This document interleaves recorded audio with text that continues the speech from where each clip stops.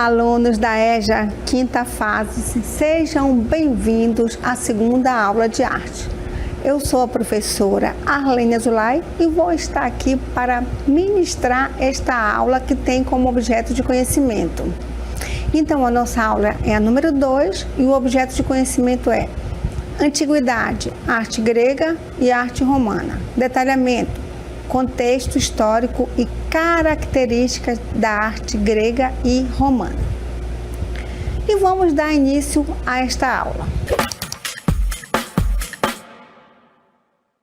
Então, vamos iniciar essa aula e vamos falar sobre uma civilização que é o berço da civilização ocidental.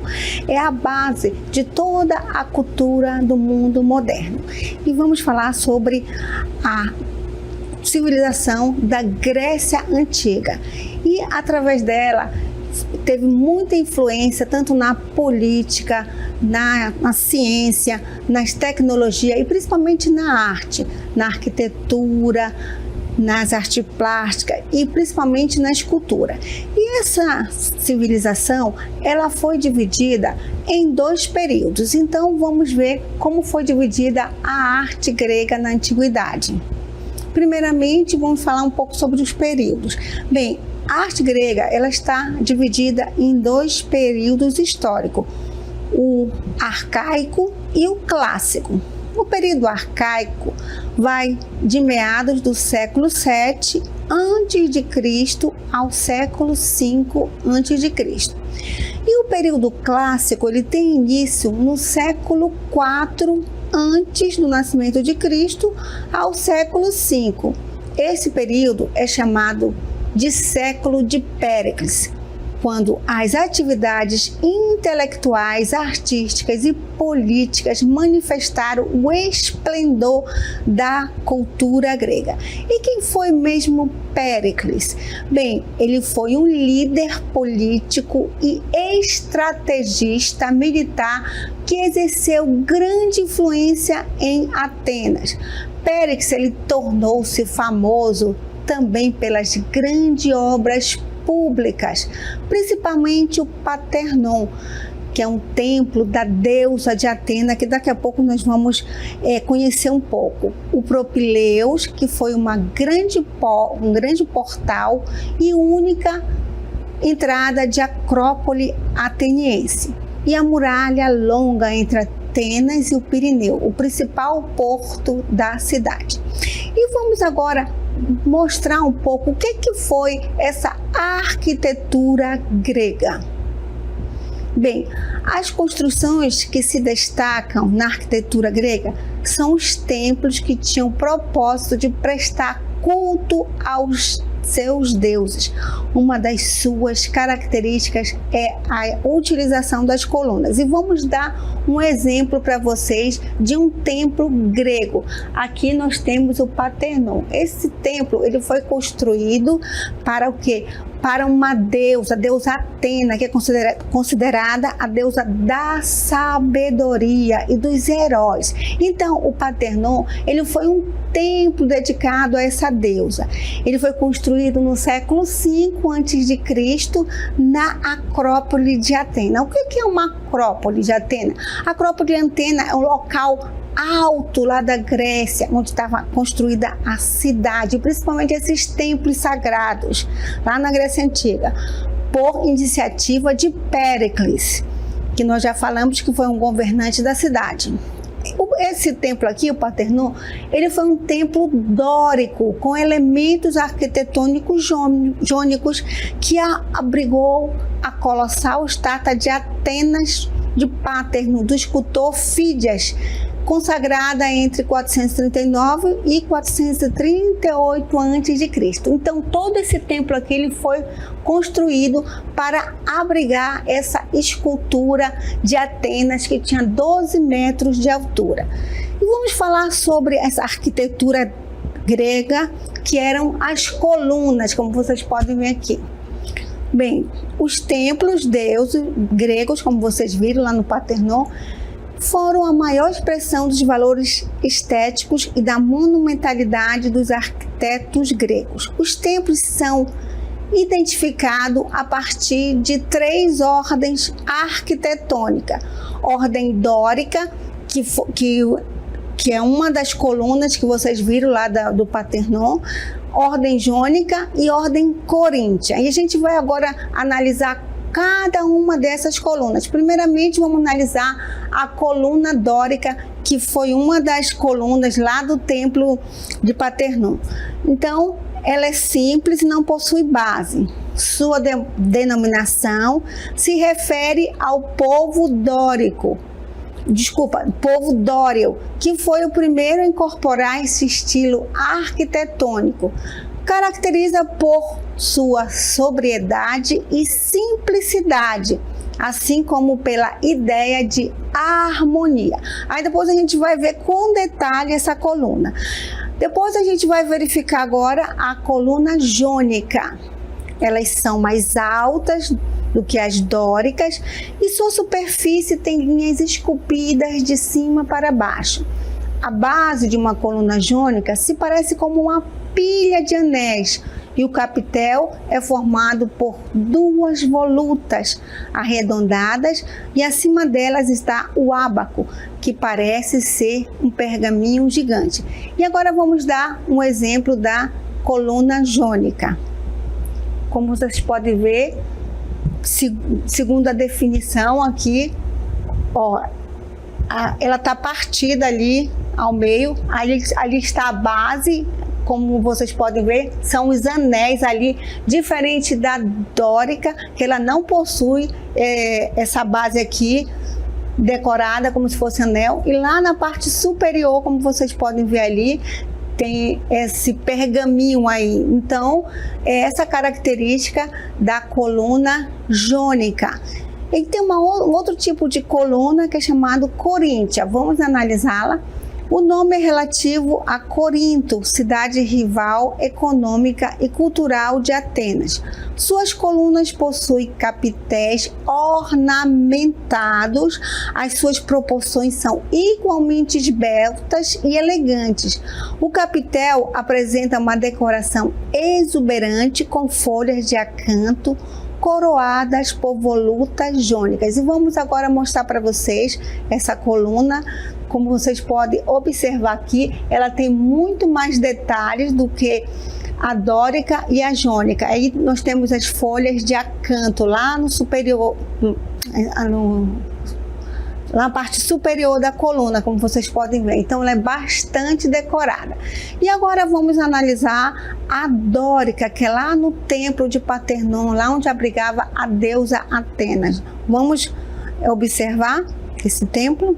Então, como vocês podem observar, olha como é que são essas colunas aqui do templo de Partenon, onde abrigava. Esse templo ele foi construído apenas para que os gregos adorassem a deusa Atena. Ela ficava aí dentro desse templo, ela tinha 12 metros de comprimento. Depois nós vamos analisar um pouco a escultura dela. Observe aqui em cima, na parte superior. Ela é bem simples, bem diferente da jônica e da coríntia. E a base dela, ela não tem nada. Ela é bem simples, ela não tem anéis como as outras colunas.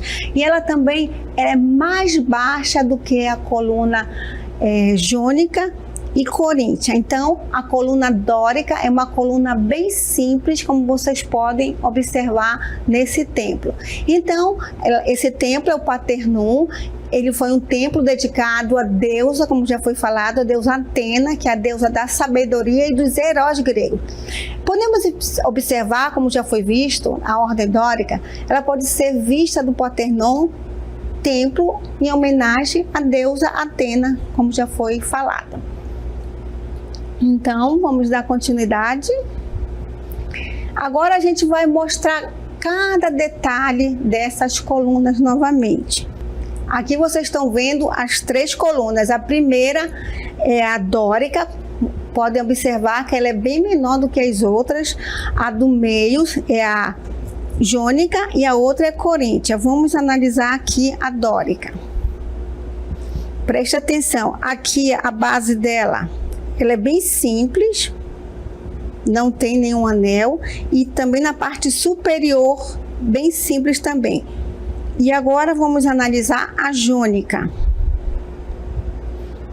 Ó, já tem os anéis aqui, ó, na base, como vocês podem ver, bem decoradinha. E em cima tem essas folhas aqui, tem esse capitel aqui, que é um pergaminho, olha só o detalhe dela aqui. E elas são bem maiores do que a dórica. E essa aqui é a ordem Coríntio. Ó, ela também tem um detalhezinho, tem 2 anéis aqui na base, então vocês podem observar a base dela. E aqui na parte superior tem essas folhas de acanto, então ela é bem mais detalhada do que as outras duas. E agora vamos comparar as 3 colunas. A primeira, vocês observam que ela é bem menor, que é a dórica. A segunda é a coríntia, olha só, a base dela, os anéis. E na parte superior tem o que? O pergaminho. E já a coríntia, ela tem 2 anéis na base. E aqui a folha de acanto, que é bem mais decorada, mais detalhada.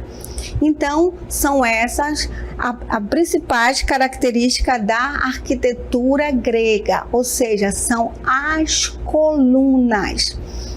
E vocês viram a comparação de cada uma, a primeira dórica, a segunda a jônica e a outra a coríntia. A coríntia e a jônica, ela tem aproximadamente o mesmo tamanho, já a dórica já é menorzinha. E agora vamos analisar um pouco a escultura grega. Como é que é a escultura grega? Na Grécia, a arte não tinha função religiosa, como vocês viram na primeira aula. Lá no Egito Antigo, a arte era voltada para a religiosidade. Sem submeter-se a regras rígidas, a escultura evoluiu livremente. O escultor grego começou então a não se satisfazer mais com a postura rígida e forçada de suas esculturas. Então, a escultura egípcia, ela era rígida. Por quê? Porque os egípcios representavam, principalmente os faraós, como se fosse Deus, eles eram considerados Deus, então a postura deles era muito rígida. Então, os gregos, eles imitaram um pouco no início, lá no período arcaico, a escultura egípcia. Vamos analisar esse período arcaico lá da Grécia Antiga, vamos lá? Como vocês podem ver, a postura da escultura era bem rígida. Aí nós temos o Kouros, a primeira imagem, que é de uma escultura masculina, e a outra é da Coré, que é uma escultura feminina. Então, nas obras do período arcaico, nota-se a influência do Egito, não só como fonte inspiradora, mas também na técnica. As figuras masculinas eram representadas nua e a feminina era vestida com um drapeado. Ou seja, esta figura apresenta-se, por exemplo, a masculina, tanto a feminina, com cabelos longos, frisados e trazendo o rosto sereno e sorriso típico de escultura do período arcaico da arte grega. Então, elas têm uma postura rígida, tem um certo sorriso, tanto masculina como feminina, e o cabelo tinha o quê? Um cacheado, não é isso? Então, lá na feminina, elas possuíam o que? Elas apresentavam vestimentas diferentes da escultura masculina, certo? E vamos agora mostrar para vocês um outro período, né? Ou seja, a evolução da escultura grega.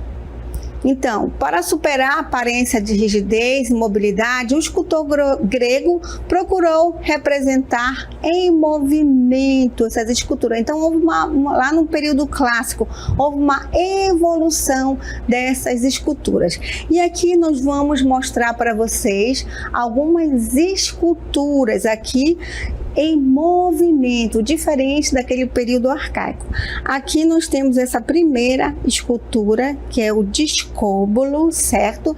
Nessa famosa escultura, nós vemos um jovem atleta preste a lançar um disco. O corpo está curvado para frente, o braço direito que se ergue para o disco. Aí nós vamos agora mostrar uma outra escultura, que é a Vênus de Milo. Então, a obra Vênus de Milo, ela tem 2 metros e 2 centímetros de altura. Ela é composta por mármore e a figura está ereta e permanece nua até o quadril. A escultura desse período, ela apresenta característica bem diferente dos períodos anteriores, naquela postura rígida, sem movimento, né? Uma delas é a tendência de expressar sobre forma humana ideias e sentimentos como paz, amor, liberdade, vitória. Outra é o início do nu feminino, pois no período arcaico, como vocês viram, e clássico, as figuras femininas eram esculpidas com roupas drapeadas. Então aqui vocês estão vendo que a Vênus de Milo, ela tem apenas um drapeado na parte inferior, certo? Então isso aqui é a Vênus de Milo. E vamos mostrar uma outra escultura que aqui é do Zeus. Então, como vocês viram lá no Partenon, os templos gregos eram construído apenas para abrigar essas esculturas de deuses. Então aqui nós temos a estátua de Zeus em Olímpia, que era uma figura sentada, gigante, como vocês podem ver. Ela tinha cerca de 13 metros de altura, então ela era gigantesca, feita pelo escultor Fídias por volta de 435 a.C., num santuário de Olímpia, na Grécia, e erguida no templo de Zeus. Ela foi perdida e destruída durante o século V, sem nenhuma cópia, sendo que os detalhes e formas são conhecidos apenas de antigas descrições e representações gregas em moedas. Então essa escultura ela foi perdida totalmente, e essa análise aqui ela foi feita apenas em inscrições, né, e principalmente em esculturas de moedas, né? E nós temos também a deusa Atenas. Lembra lá no Partenon? Então lá o Partenon ele foi construído para abrigar essa colossal escultura de Atena, deusa patrona da cidade, localizada no interior do templo de Partenon. Na época, ela foi esculpida também por Fídias e possuía 12 metros de altura, composta por uma estrutura interna de madeira revestida por placas de ouro, como vocês podem ver, ouro e marfim, material um tanto frágil e não sobreviveu até nossa época. Olha que linda só essa escultura grega, ou seja, da deusa Atena. Então, essas são as esculturas gregas. Como vocês podem ver, houve uma evolução muito grande, diferentemente lá do Egito Antigo, que as esculturas eram muito rígidas, porque eram representações de alguns faraós que eram considerados como deuses. Então, os gregos admiravam muito a escultura egípcia, mas houve uma evolução, porque eles não eram muito voltados para a religiosidade. E agora nós vamos mostrar para vocês uma outra civilização. Vamos falar agora sobre a arte romana. A fundação de Roma, ela está cercada por lendas e mitos. Tradicionalmente considera-se que ela se deu em 753 a.C. A formação cultural do povo romano sofreu forte influência do grego e etruscos.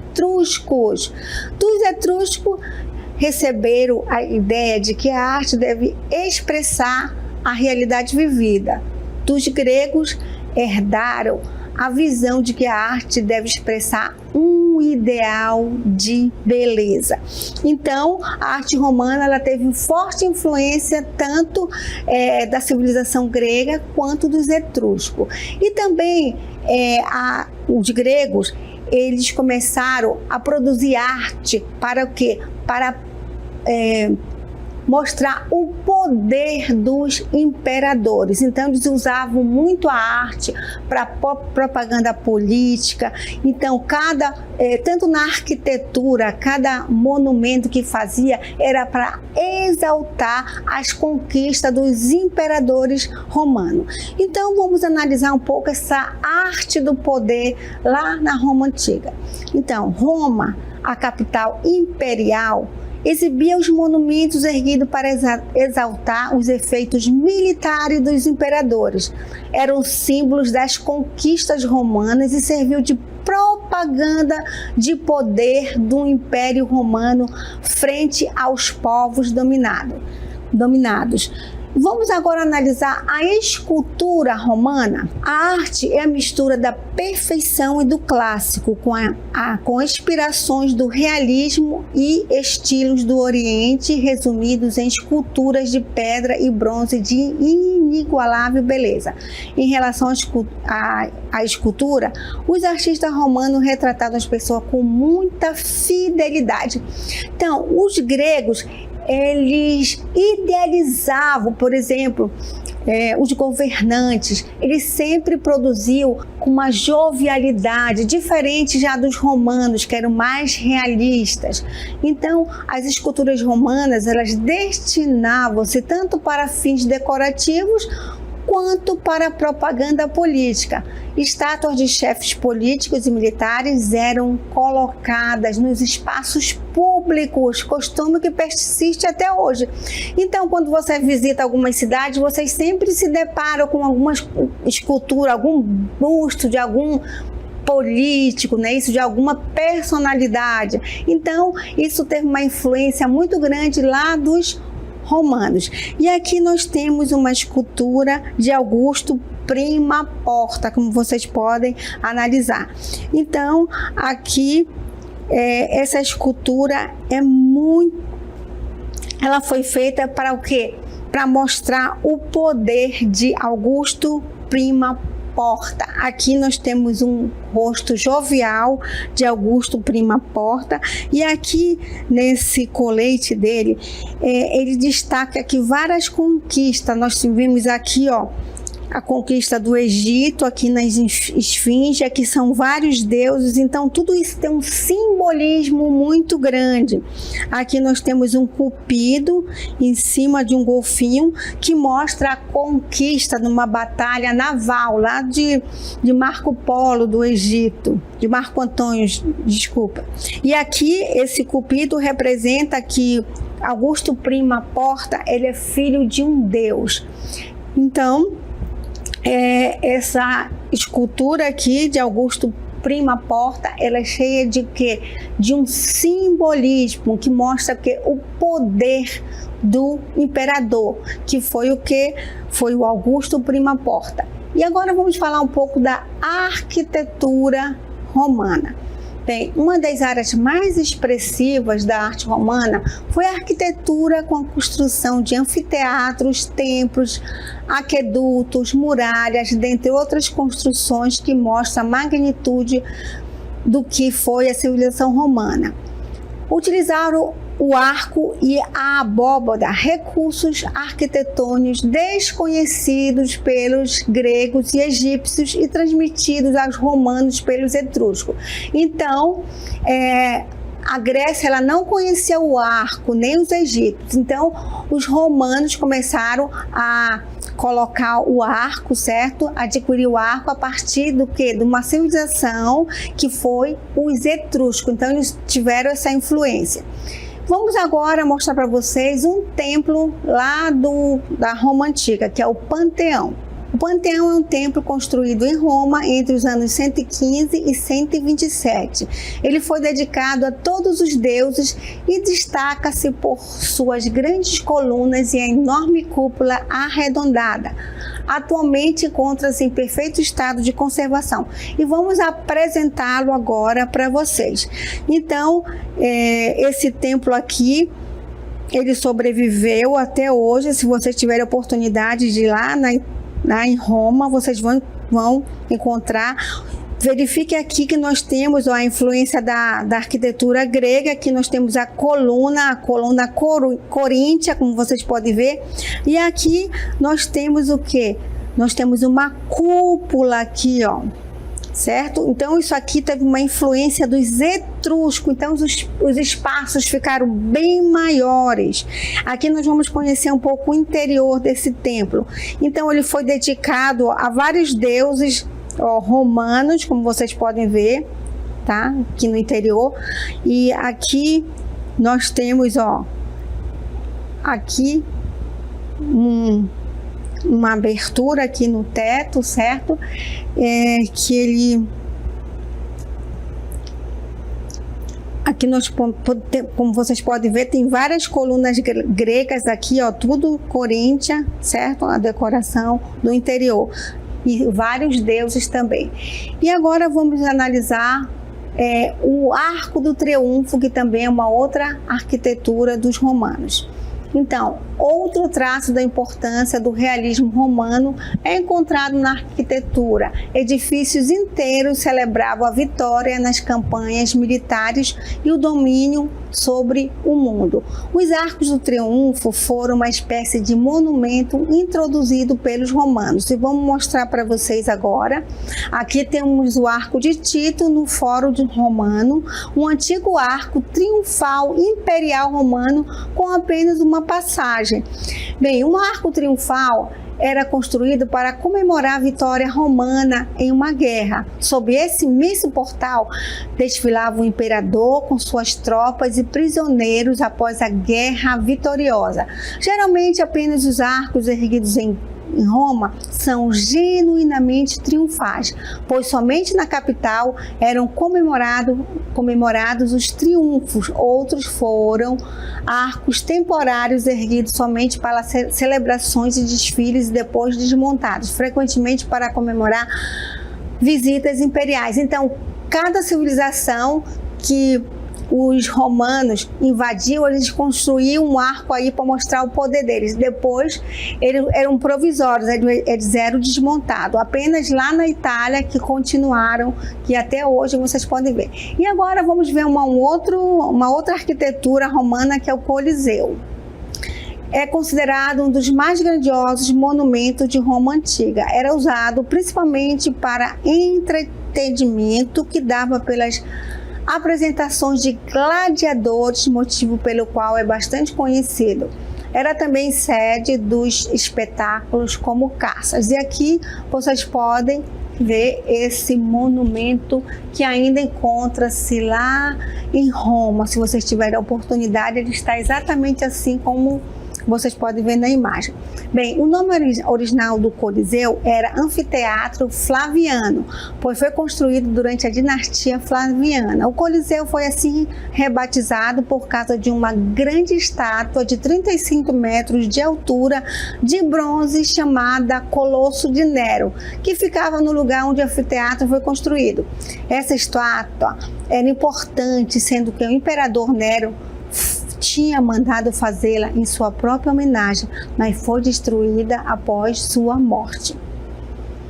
Então, como vocês podem observar, esse aqui é o Coliseu, que até hoje tem uma influência nos nossos dias, por exemplo, nos campos de futebol, nos anfiteatros. Então, tudo isso na civilização atual, moderna, nós sofremos muita influência dessas duas civilizações, tanto da grega quanto romana. Então, nós vimos um pouco da escultura e da arquitetura dessas grandes civilizações. Espero que vocês tenham gostado da aula e até a próxima.